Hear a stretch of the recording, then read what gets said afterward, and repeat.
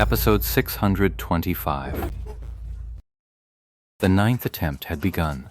Each skill was executed step by step, the sounds clearer than ever before.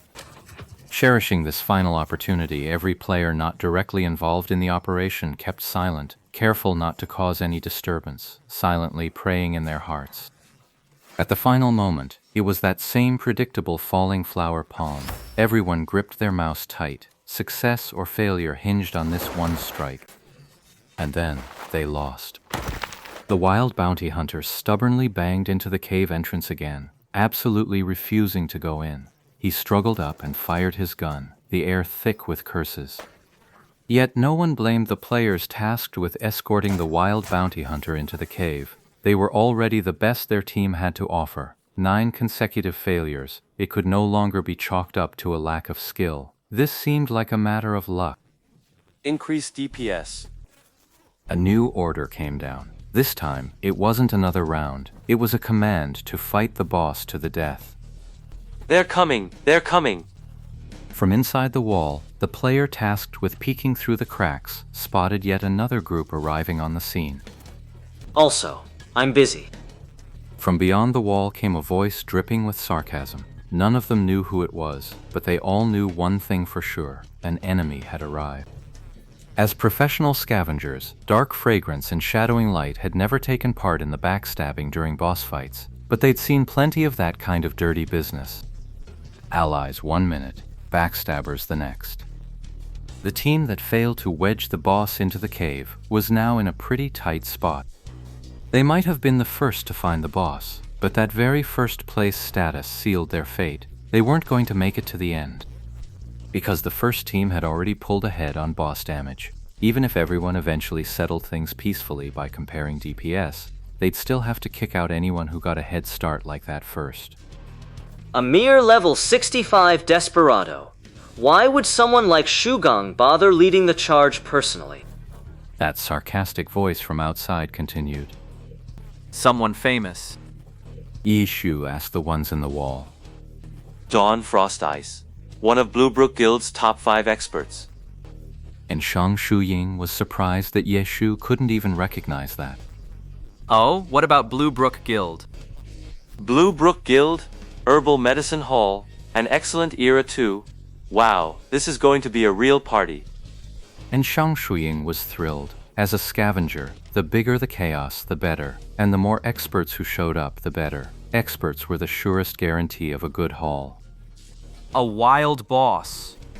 Yi Shu was flooded with 1,000 emotions. Even though he hadn't played the game in years, he still knew the value of wild boss resources. These were absolutely resources the major guilds would fight over. No sharing, no splitting, no expense spared. Everyone just grabbed what they could first and asked questions later. Even if it's useless to you, if it's useful to them, that's still a weakening of the opposition. This kind of influence can reach directly into the pro scene. The high-end mechanics of the heavenly domain meant that here, the meaning and value of many things were worlds apart from the regular zones. In the regular zones, guilds would fight tooth and nail over dungeon records, primarily for the achievement, using their strength to catch the attention of new players just stepping into glory, recruit them as members, and organize them into supporters for their own team. This is where the real value of a dungeon record lies. But once you reach the heavenly domain, the whole concept shifts. It's not like there are no newcomers in the heavenly domain. Plenty of people just buy their way in with an account, skipping the regular zones entirely to jump straight into the high-end scene.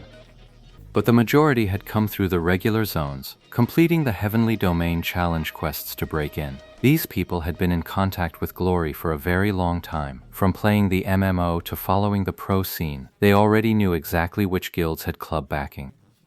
For these players, the club guilds didn't need to prove themselves through achievements anymore. To veterans, those guild names were the biggest gold-lettered signboards. Besides, in the heavenly domain, the major guilds were already firmly established. They had no need to constantly reaffirm their existence through any special tactics.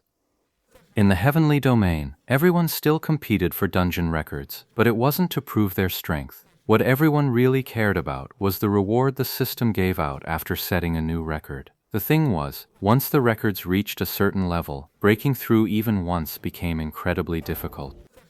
When it comes to Heavenly Domain dungeon records, just looking at the team composition tells you it's a whole different ballgame. These records are studded with countless star-studded names, pro players and their professional characters, all active in the Heavenly Domain.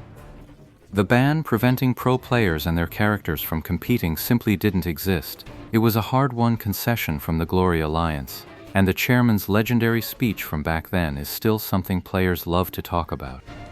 In that speech, the chairman extolled to the extreme one of Glory's greatest advantages as a competitive model built on an online game, interaction.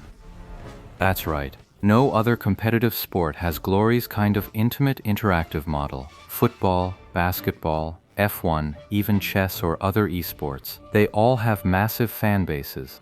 But to them, pro players always seemed like untouchable figures, something ordinary people rarely got a chance to interact with.